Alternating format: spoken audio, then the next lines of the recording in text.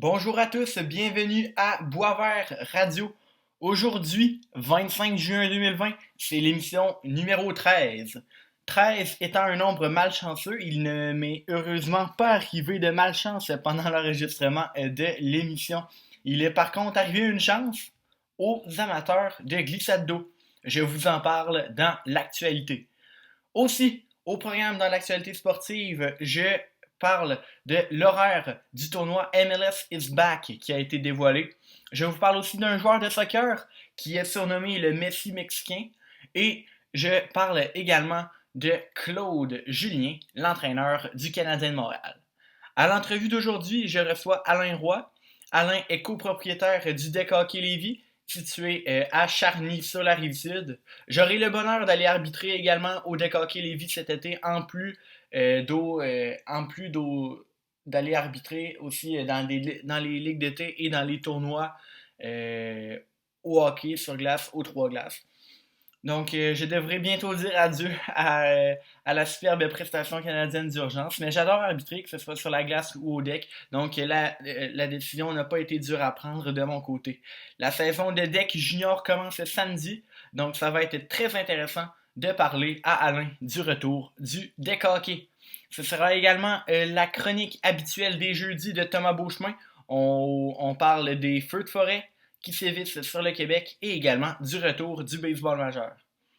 En musique, c'est le jeudi Hit 2008 à 2016. Vous pourrez donc entendre aujourd'hui une chanson du groupe The Lumineers, puis une de B.O.B. en collaboration avec Hayley Williams. Tantôt, je vous disais qu'il est arrivé une chance aux amateurs de glissade d'eau du Québec. Eh bien, c'est une nouvelle phase de déconfinement dans la province qui a été annoncée aujourd'hui et qui inclut les glissades d'eau dans ce déconfinement. Donc, c'est le cas de le dire, le déconfinement est presque total. Les bars, les spas, les parcs aquatiques et les parcs d'attractions, les casinos, les établissements d'hébergement touristique, comme par exemple des auberges. Donc, tout ça, ça réouvre. Donc, c'est simple. Seules trois choses sont toujours interdites, soit les grands événements avec public, la pratique des sports de combat tels que la boxe ou la lutte, et les camps de vacances. Donc, les camps où certains participants couchent justement à l'endroit du camp de vacances pour un certain temps. Bien évidemment, le 2 mètres reste à respecter pour les adultes et le 1 mètre entre enfants également pour tout ce qui est rouvert. Je disais qu'une chance est arrivée aux amateurs de glissade d'eau, et bien cette annonce fera en sorte que le célèbre village vacances Valcartier pourra réouvrir ses portes cet été.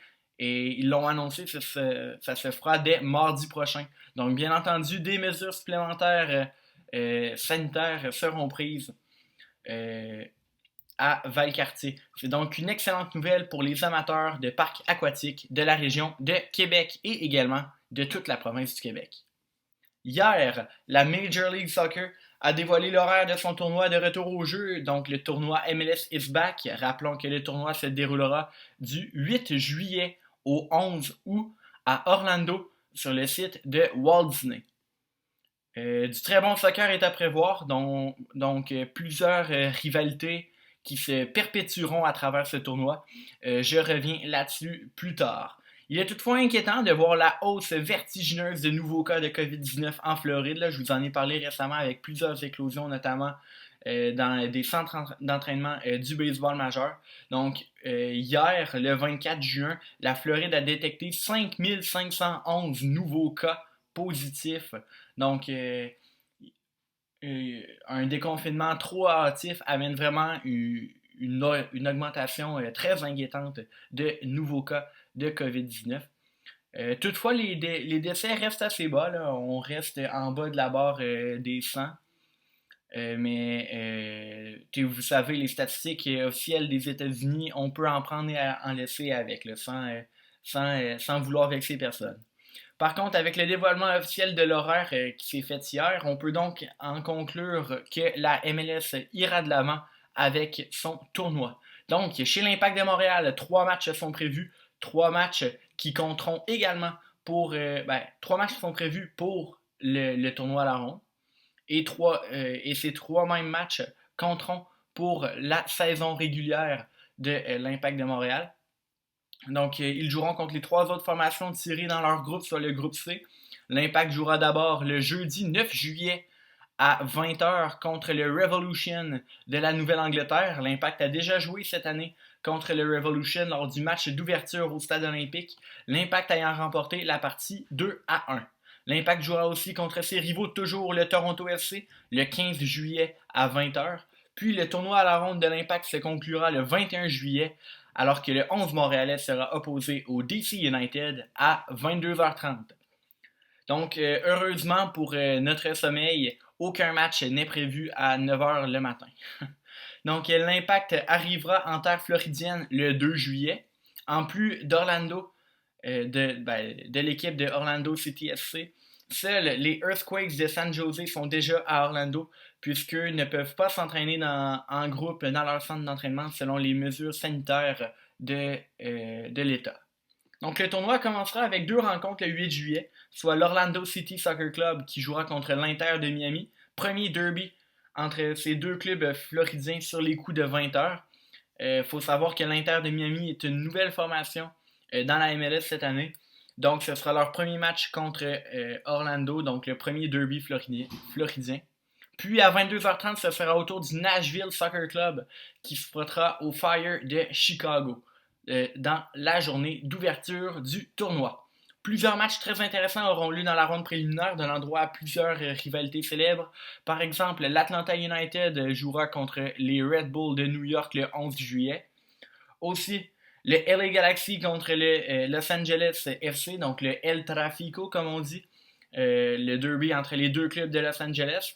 Il y aura également un choc entre les Sounders de Seattle et les Whitecaps de Vancouver, donc 2 clubs de l'Ouest qui sont habitués de jouer contre des matchs toujours très intéressants.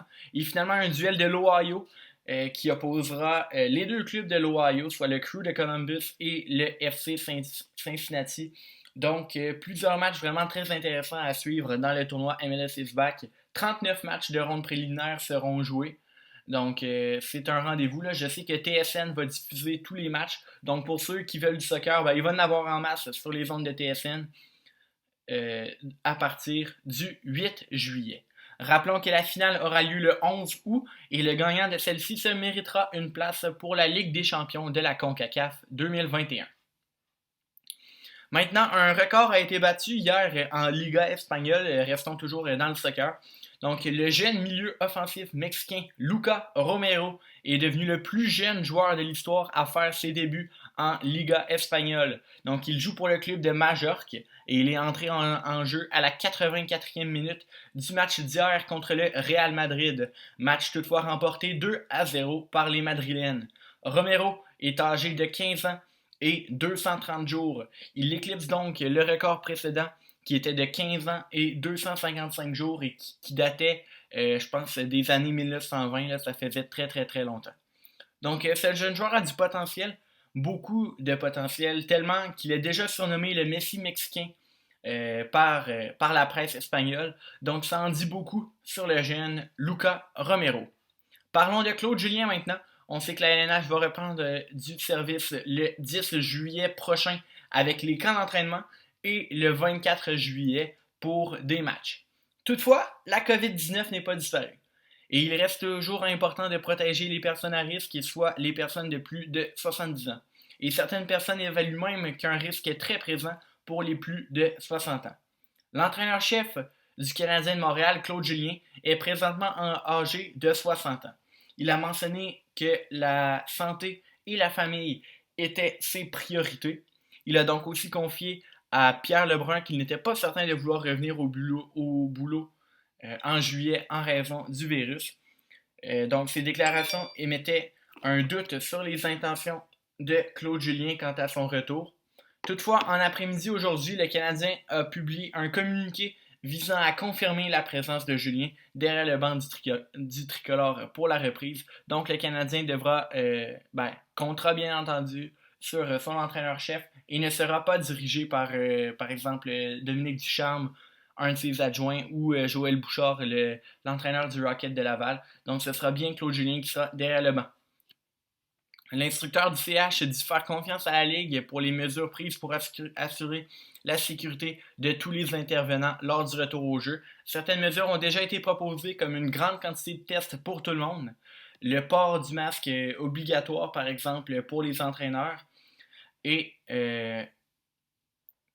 également, oui, de la distanciation sociale, bien entendu, entre les joueurs et le personnel. Donc, le doyen des entraîneurs de la LNH, l'ancien du Canadien Jacques Martin, a bien l'intention, lui, d'être à son poste derrière le banc des Pingouins dans son rôle d'entraîneur adjoint. Martin est âgé de 67 ans. Les 12 entraîneurs sexagénaires ont la possibilité de reprendre du boulot ou non en raison de la COVID-19, évidemment. Donc, la Ligue et leurs équipes leur laissent le choix s'ils désirent rester chez eux et se protéger et être sûr d'être 100% en sécurité, ben, c'est leur choix. Seul Rick Bowness, pour l'instant, qui est entraîneur-chef des Stars de Dallas, semblait mettre un léger doute là, sur son retour derrière le banc des Stars. Il dit suivre la situation de très près. C'est tout pour l'actualité d'aujourd'hui. On va en musique avec une chanson qui reste dans la tête. Là. Voici O et du groupe The Lumineers. Et au retour, Alain Roy est avec nous. Ah oui, je tiens à dire aussi, je tiens à m'excuser pour les problèmes techniques qui seront rencontrés au cours de l'entrevue. Donc, bien entendu, au moment où j'enregistre le segment d'actualité, l'entrevue est déjà tournée avec Alain Roy. Et Zoom étant un logiciel gratuit, on n'est bien entendu pas à l'abri de petits, permettez-moi le mot anglais, de petits bugs. Donc j'ai fait un peu plus de montage qu'à l'habitude pour essayer de couper les moments où bien entendu, Zoom bug et que les réponses d'Alain soient tout de même cohérentes. Bien entendu, j'ai dû en laisser quelques-uns, là, car sinon justement, la réponse était trop incohérente. Donc voilà, j'espère que vous apprécierez tout de même l'entrevue et que vous comprendrez bien évidemment ce qu'Alain a dit. Donc, OA The Lumineers dans ce jeudi 2008-2016 et au retour, Alain Roy est avec nous.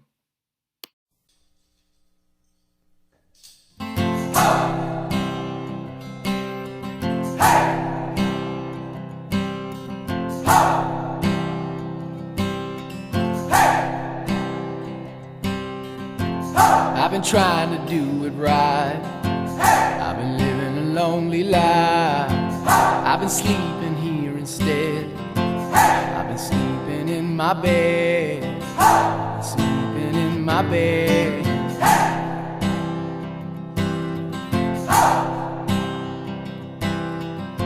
So show me family, all the blood that I will bleed. I don't know where I belong. I don't know where I went wrong, but I can write a song. I belong with you, you belong with me, you're my sweetheart.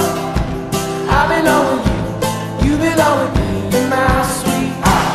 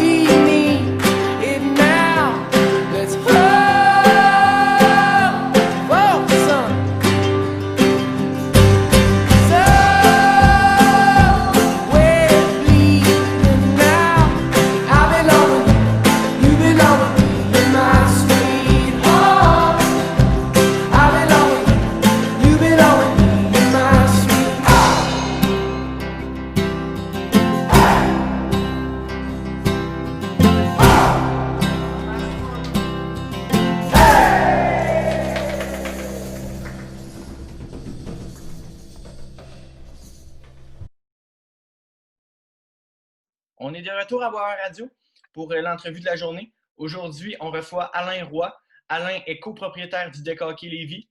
La pratique des sports collectifs est permise depuis lundi. C'est donc dire que Deck Hockey Lévis a repris ses activités. Bonjour Alain, vous allez bien? Très bien, merci. Toi aussi? Oui, moi, de mon côté, ça va super bien. Tout d'abord, parlez-moi de vous. Qu'est-ce qui vous a mené à devenir copropriétaire du Deck Hockey Lévis? La première chose, c'est la passion. J'étais déjà un joueur très, très impliqué dans le deck hockey en jouant dans plusieurs équipes, en faisant beaucoup de tournois, en étant impliqué indirectement. Je suis un homme d'affaires d'abord et avant tout dans la vie. Donc, c'est une opportunité de joindre l'utile à l'agréable. Dès que j'ai pu m'associer avec les opérateurs existants, c'est avec joie que je l'ai fait pour faire grandir le sport. OK. D'où est venue votre passion pour le deck hockey? Par une lacune d'enfance, étant donné que je n'étais pas bon au hockey en patin. Hein? Au hockey-ball, en gymnase. J'ai vraiment aimé ça beaucoup, mais à la base, le deck hockey n'existait pas encore. Donc, je joue au deck hockey depuis la première saison, il y a 27 ans. Dès le début du deck hockey, j'ai commencé à adorer ce sport-là, puis la passion, elle n'a jamais baissé. Elle a toujours grandi, puis de plus en plus, encore aujourd'hui, je suis vraiment passionné de ce sport-là. OK, parfait. Le 12 mars dernier, la pandémie de COVID-19 a frappé le Québec durement ainsi que l'entièreté du monde. Comment cette pandémie a affecté tout d'abord le Deck Hockey Lévis? Malheureusement, fin abrupte à la saison d'hiver. Donc, on a été obligé d'arrêter nos opérations complètement. Le centre a été complètement fermé pendant plus de 2 mois. C'est malheureux autant pour les jeunes que pour les adultes, car tout le monde a vraiment besoin de faire du sport dans la vie. Mais malheureusement, on s'est prêté aux obligations gouvernementales. Pendant la pandémie, vous avez offert toutefois du pickleball sur les surfaces de deck hockey. Comment est venue l'idée? Bien, ça faisait longtemps qu'on se penchait sur plusieurs scénarios pour essayer de pouvoir pratiquer au moins une activité quelconque sur nos installations qui sont extérieures. Lorsque le tennis en simple a été permis, dans un groupe de discussion, l'idée du pickleball a été lancée. On a trouvé ça génial, puis on avait ce qu'il fallait pour ça. Donc, ça nous a permis de recommencer à bouger plus rapidement que si on avait attendu uniquement le deck hockey. Au début, les gens étaient curieux. Plusieurs sont venus pour l'essayer. Il y en a plein qui à la reprise des pratiques. On avait même parti une ligue de pickleball, puis on aurait été capable de remplir 2 soirs. Donc, la réponse était très bonne parce que c'est vraiment quelque chose à découvrir. C'est un bon sport. OK. Et bien là, oui, vous en avez parlé un petit peu, mais les participants, ils étaient au rendez-vous là, pour le pickleball. Ça a été un succès? Ah oui, absolument. Tous les soirs. Il y a des soirs qu'on remplissait de 6h à 11h, mais à tous les soirs, on avait des adeptes. On avait même de la demande de jour. C'est pas la folie furieuse comme le deck hockey, puisque c'est inconnu. Mais oui, étonnamment, assez qu'on a gardé un terrain qui est fonctionnel pour le pickleball encore, s'il y en a qui veulent venir l'essayer. On s'en sert pour le deck hockey d'abord et avant tout le soir, mais les installations sont toujours disponibles de jour s'il y a des gens qui veulent essayer le pickleball. C'est encore possible. Ah, excellent.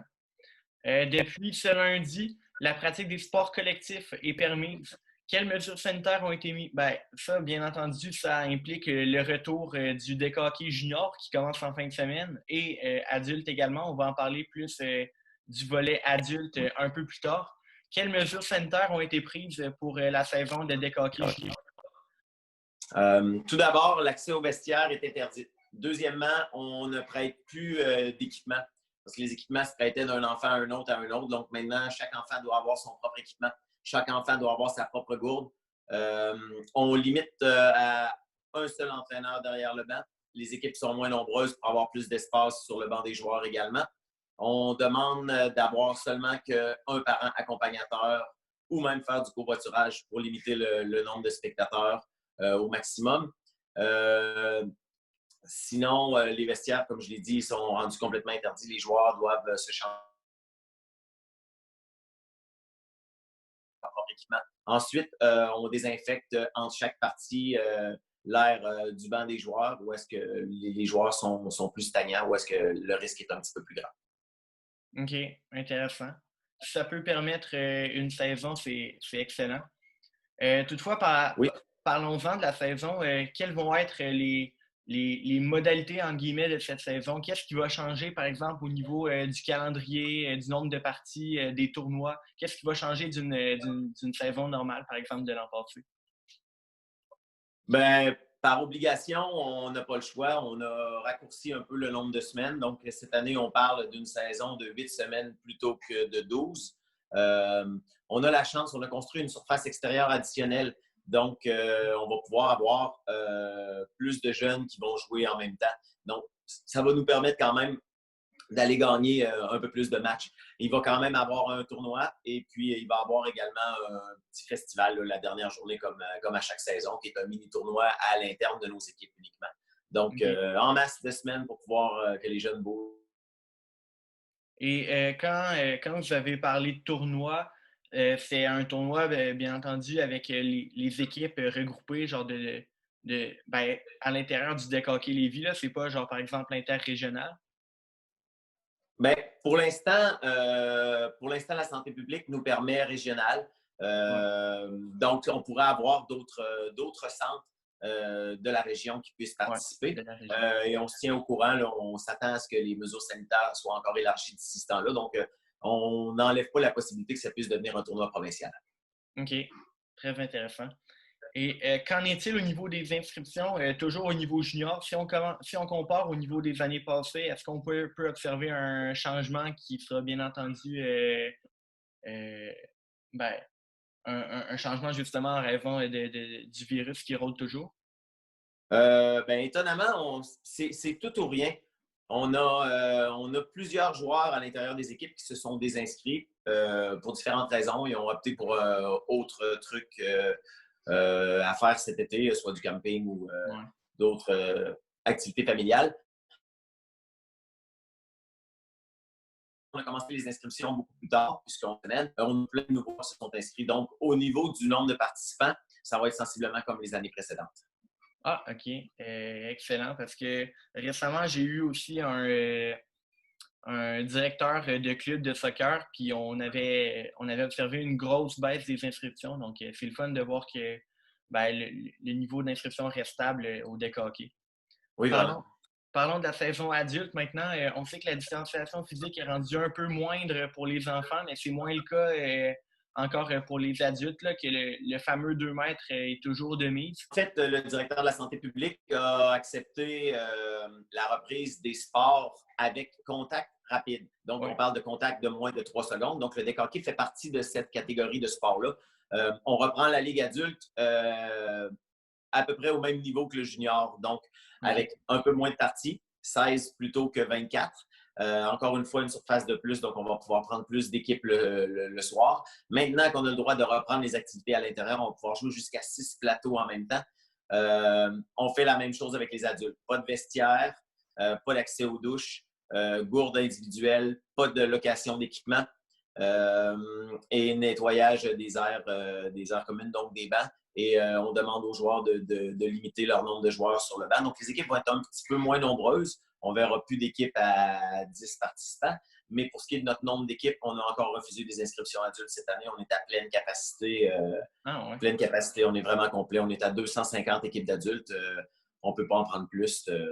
Ben, c'est magnifique. Là. On est vraiment content. Ouais. Donc, encore là, aucun effet sur les inscriptions au niveau de la Ligue adulte. Et maintenant, au niveau des modalités de la saison, ben, vous avez parlé d'un raccourcissement de calendrier. Au niveau de la Ligue adulte, est-ce qu'il y avait, par exemple, des tournois ou d'autres activités qui étaient prévues, qui ont dû être annulées ou qui, au contraire, vont avoir lieu quand même? Bien, on avait le gros événement de décoqué qui se passe dans l'été organisé par l'association NBHPA, donc la Nord-American Ball Hockey Association.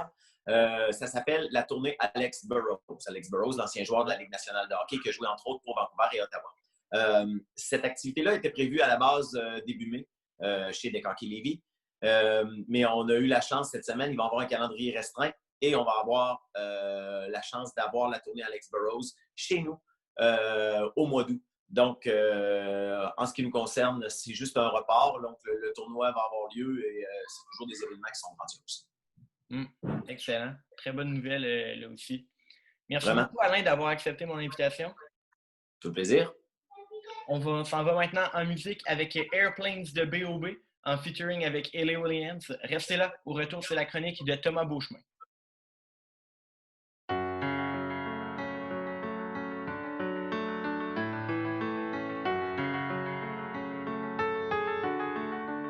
Can we pretend that airplanes in the night sky are like shooting stars? I could really use a wish right now, wish right now, wish right now. Can we pretend that airplanes in the night sky are like shooting stars? I could really use a wish right now, wish right now, wish right now. Yeah, I could use a dream or a genie or a wish to go back to a place much simpler than this. Cause after all the partying and smashing and crashing, and all the glitz and the glam and the fashion, and all the pandemonium and all the madness, there comes a time where you fade to the blackness. And when you're staring at that phone in your lap, and you hoping but them people never call you back. But that's just how the story unfolds. You get another hand soon after you fold. And when your plans unravel in the sand, what would you wish for if you had one chance? So airplane, sorry I'm late. I'm on my way, so don't close that gate. If I don't make that, then I switch my flight, and I'll be right back at it by the end of the night. Can we pretend that airplanes in the night sky like shooting stars? I could really use a wish right now, wish right now, wish right now. Can we pretend that airplanes in the night sky like shooting stars? I could really use a wish right now, wish right now, wish right now.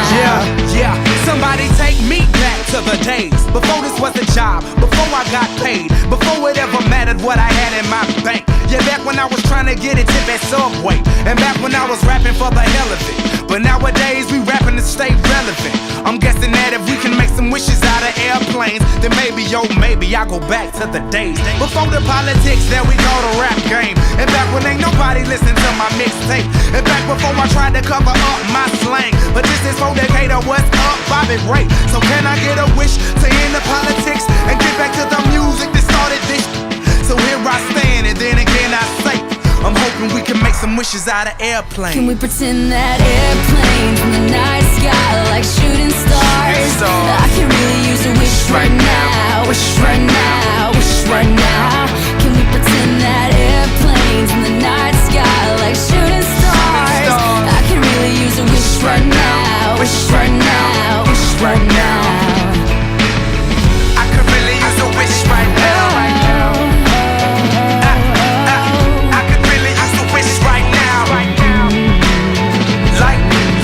Like shooting stars. I could really use a wish right now. A wish right now.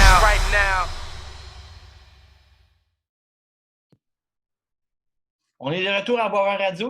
C'est maintenant l'heure de la chronique de Thomas Beauchemin pour sa célèbre chronique du jeudi. Salut Thomas, comment ça va? Ça va bien et toi, Charles? Ah, super bien.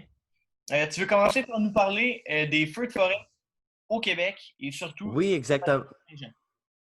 Oui, exactement. Alors, comme tu as pu en entendre parler, eh bien, tout au courant de la fin de semaine dernière, on sait qu'il y a eu une canicule pendant une semaine. Écoute, c'était une canicule quasiment historique, très, très chaude, ressentie dans les 40 partout au Québec.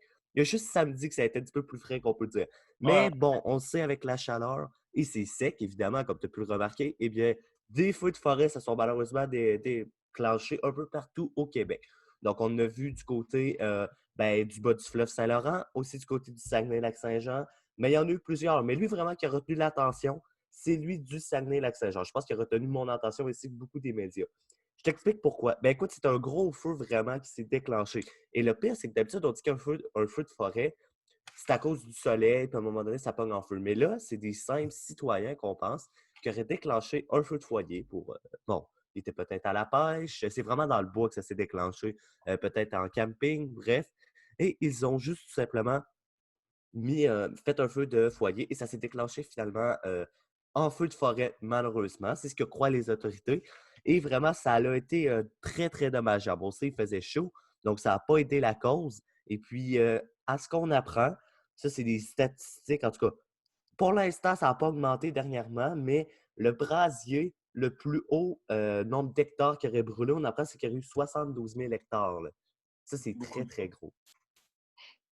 C'est énorme, sérieusement, quand on pense à tout le nombre de terrains peut-être qui ont brûlé du côté du Saguenay-Lac-Saint-Jean, eh bien, on se dit, OK. Et c'était au moins ce qu'on peut dire, c'est que c'était dans la forêt, mais malgré tout, il y a eu des pertes, on pourrait dire pas, des pertes plus monétaires et de chalets aussi, parce que ce qu'on a appris, c'est que, en tout cas, ça, c'était les derniers chiffres, il y aurait eu au moins 58 chalets qui auraient brûlé. Donc, vraiment, ça a été très, très dommageable. Puis d'ailleurs, moi, je sais que mon père et mes oncles, ainsi qu'un ami de la famille, sont allés à la pêche en fin de semaine au Saguenay. Puis ce qu'on m'a dit, c'est que où ils vont d'habitude, ben, ça l'a brûlé. Donc, ils étaient du côté du Saguenay-Lac-Saint-Jean. Apparemment que c'est quand même un bon brasier. Mais bon, comme tu as pu le remarquer, ben, depuis environ mardi soir, il s'est mis un peu à pleuvoir. Hein? Et Ouais. puis, les pompiers ben, ont commencé un peu à arroser le feu depuis qu'il s'est déclenché. Et malgré tout, on pense peut-être avoir diminué, ben, je veux dire, on pense pas, mais on pense peut-être que là, il serait contrôlé, surtout que le vent a changé de bord, donc c'est un peu moins pire. Là, on est rendu à 62 000 hectares qui sont encore en train de brûler au lieu de 72 000, donc c'est quand même une diminution de 10 000 hectares. Donc, les feux de forêt au Saguenay-Lac-Saint-Jean, très pas vite, sont en train de se régler, ce gros feu. Peut-être que le brasier va être fini. D'ici peut-être que quand ta chronique va être en ligne, va être terminée, on ne sait pas, Ouais. parce que là, on la tourne, il faut le préciser une journée à l'avance. Donc, Ouais. ben, en tout cas. Ouais, c'est malheureusement en grande partie en raison des feux de forêt qui se passent au Saguenay-Lac-Saint-Jean et aussi ben, du risque de feux de forêt liés à la sécheresse et à la Eh canicule oui. des derniers jours que le célèbre feu de la Saint-Jean a pris le bord en fait mardi soir. Oui, exactement. Puis comme tu as pu le remarquer, je ne sais pas toi, c'est ton côté, mais moi, j'ai eu des voisins pour moi qui n'ont pas respecté. Il y avait pas on n'avait pas le droit des feux de camp et ni de feux d'artifice Ouais, hier. Moi, j'ai entendu une couple de feux d'artifice dans ouais, mon moi quartier. Je ne sais pas aussi. si ça venait d'où. Moi aussi. Toi aussi, ouais. Ben, j'étais plutôt du côté de Provencher, là, dans le coin ben, en bas de la côte de Cap-Rouge. Là. Oui, J'ai oui, je sais où. passé ma soirée, dans le fond, de mardi soir là. Puis oui, j'ai entendu plusieurs feux d'artifice. Donc, ça n'a pas C'est bon. été respecté par tout le monde, Non, malheureusement. c'est sûr, ça avait été une consigne mise en place par la sécurité publique. Là. La vice-première ministre Geneviève Guilbeault en avait parlé. Ouais, Mais bon, certaines personnes n'ont pas respecté. Ça ressemble à ça. Donc, c'est ça que je voulais te parler par rapport au feu au Saguenay-Lac-Saint-Jean. parfait, très intéressant. Tu veux aussi nous parler rapidement du retour du baseball majeur, parce que oui, j'en ai parlé hier dans mon actualité, mais toi, étant l'expert en baseball de Boisvert Radio, je te laisse ajouter ton grain de sel. C'est bon, ben comme tu en as parlé un peu hier, ben, le retour au jeu dans la MLB s'est concrétisé le mardi, le 23 juin, dans le fond, suite à des négociations dans les alentours de 21 heures. Les joueurs des 30 équipes là, ont finalement décidé d'accepter l'offre de la Ligue. Ça faisait des semaines, qu'on refusait même des mois, je crois, qu'on refusait des offres de retour au jeu. Et finalement, ben, on a fini par accepter un calendrier de 60 matchs en 66 jours, donc c'est un calendrier assez chargé. Seulement Et, 6 jours de congé. Donc oui, c'est quelque chose. On peut dire qu'ils n'auront pas un gros répit. Dans ces 60 matchs-là, ils vont en jouer 40 contre des rivaux qui sont dans la même section. Donc je t'explique. Je ne sais pas si tu connais un peu ça du côté du baseball. On a la MLB, qui est la ligue ouais, principale. ouais, Et comme au hockey, toi tu connais plus le hockey, mais tu sais, du côté du ouais, hockey, tu as l'Ouest et l'Est. ouais, Du côté du baseball, bon, on va avoir l'américaine et la nationale. ouais. Donc, les équipes, ben, dans les américaines et la nationale, on a des divisions. On a la Nord, la Sud, etc., la Est, bref, il y en a plusieurs. Eh bien, ils vont jouer 40 matchs contre ceux de leur petite section. Donc, par exemple, les Blue Jays, je sais qu'ils sont dans l'américaine. Je pense que c'est du Nord, mais je ne suis pas sûr à 100%, j'ai vérifié. Là. Mais bref, ils vont jouer contre les gens de leur propre division 40 matchs. Et les 20 autres matchs, ça va être des rivaux de d'autres sections. Donc, ils vont pouvoir jouer, OK, par exemple, contre, je sais, les Cubs, par exemple, je donne un exemple. ouais.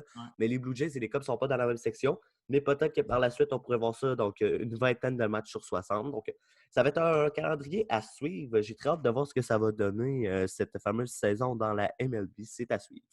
Mais considérant que très souvent, les matchs au baseball, ça vient genre, par exemple, en paquet de 3 ou en paquet de 4, Oui. exactement au même endroit contre la même équipe. Ça veut dire que les Blue Jays, dans toute leur année, vont jouer contre environ 5 ou 6 équipes d'autres sections étalées dans 20 matchs? Il y a des chances. Je ne sais pas s'ils vont jouer, par exemple, 2 fois, mettons, je prends un exemple, contre les Reds de Cincinnati, mais peut-être qu'ils vont juste jouer une fois aussi, donc ça va Ok. dépendre. D'habitude, ce qu'on essaie de faire, c'est au moins jouer 2 séries contre la Ouais. même équipe, c'est au moins de Mhm. buts. Mais oui, il y a des chances que les Blue Jays n'affrontent pas beaucoup d'équipes, par exemple cet été. Même chose pour les Yankees, les Red Sox, tu sais, les grosses équipes qu'on connaît. Ah, ouais. Donc, ça va être une saison spéciale, mais au moins pour les fans de MLB, ben, il va y avoir un retour au jeu. Pour l'instant, on n'a toujours pas dit si ça allait jouer dans un stade à huis clos, un peu comme la MLS a annoncé. Tu en avais parlé Ouais. un peu dernièrement. Ouais. Mais pour l'instant, on ne sait pas si ça va jouer à huis clos ou dans plusieurs stades. Mais ça va être à suivre et les joueurs vont bien sûr être testés le plus régulièrement possible au COVID-19. Ouais, sans surprise. Tu voulais également souhaiter quelque chose à nos auditeurs? Ben oui, ben écoute, on est le 25 juin, je sais que c'était hier, mais bon, comme je n'ai pas pu leur parler le 24 ou le 23, ben je tiens à souhaiter une bonne Saint-Jean-Baptiste, une bonne fête nationale à tous les auditeurs de Boisvert Radio. Donc, profitons-en pour célébrer notre Québec, notre langue, notre culture, comme on dit. Et puis, peu importe nos différences, on sait, là, certains, il y en a qui disent une fête de séparatistes, d'autres non. Bon, bref, on s'en fout. C'est le temps de célébrer la fête entre Ouais. Québécois et Québécois, célébrons tous ensemble. Et puis, je tiens à souhaiter une bonne Saint-Jean à tous tes auditeurs. J'espère qu'ils en ont profité hier. Ou le 23, tout simplement. Donc, c'est Ouais. ça. Donc, je te remercie de la part de tous les auditeurs de Boisvert Radio. C'est bien évidemment, dès qu'on soit séparatiste ou pas, c'est quand même très, très important de célébrer notre Québec ben, Eh oui, comme il se doit. c'est ça, exactement. Et en terminant, je tiens à te féliciter, mon cher Thomas, pour tes chroniques au CKIA FM 88,3. Ah, Ta ben chronique merci beaucoup. de ce matin était excellente et celle de mardi également. Ah, ben merci beaucoup. Écoute, j'espère que le monde a aimé mes 2 chroniques. Puis, en espérant que celle-là de ce matin, ben, ça n'a pas pris 3 minutes à me connecter comme celle de mardi, là, qu'il y a eu un Ouais, problème hein, ça a technique. pris un peu de temps. Donc, si vous voulez écouter Thomas sur les ondes de CKIFM 88,3, allez voir les pages Facebook Radio Tom, où là, c'est Thomas qui va directement partager dans le fond, le live Facebook de l'émission à laquelle il a participé. Ou, si vous le préférez, aller directement à la source sur la page Facebook qui s'appelle Les Chevaliers de la Table Ronde. Ça, c'est le nom de l'émission à laquelle Thomas participe. Et également, à la fin pendant chaque émission, ils sont en Facebook Live. Et à la fin de chaque émission, ben, le Facebook Live est disponible et vous pouvez aller écouter l'émission et bien entendu le segment, le briefing politique de Thomas Beauchemin. Merci d'avoir participé à l'émission de ce soir, Thomas.